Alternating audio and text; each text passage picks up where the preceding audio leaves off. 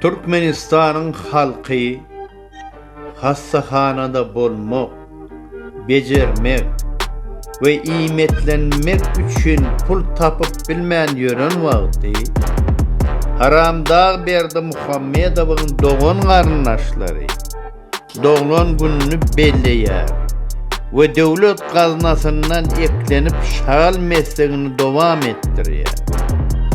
Soňky 2-3 ýylda Haramdağ Berdi Muhammedowyň diktaturasy provokatorlary işe çekip yalan fake maglumatlary, hatta 2019-njy ýylda Haramdağ ölenligi aýdylýan galp habarlary goşmak bilen galp habarlaryň köpelmegini artdyrdylar. Şu ýylyň 20-nji ýuly käbir halkara habar agentlikleri, jurnalistler we bilermenler çeşmelerinin ýalňyş maglumatlaryna salgylanyp Türkmenistanyň içinden ýalňyş habarlary ýaryp.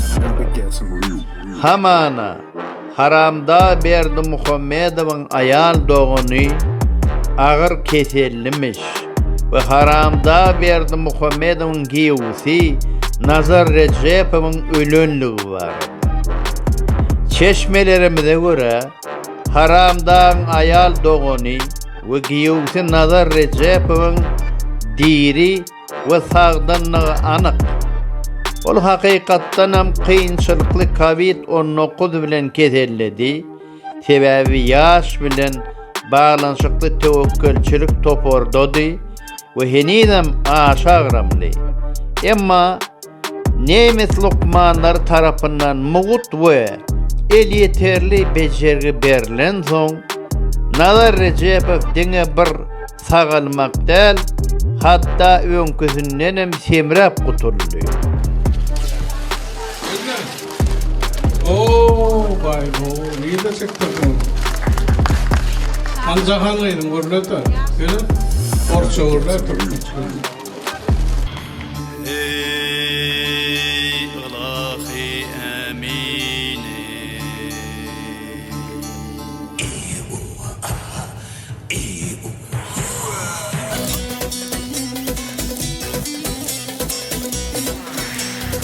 Adan yolu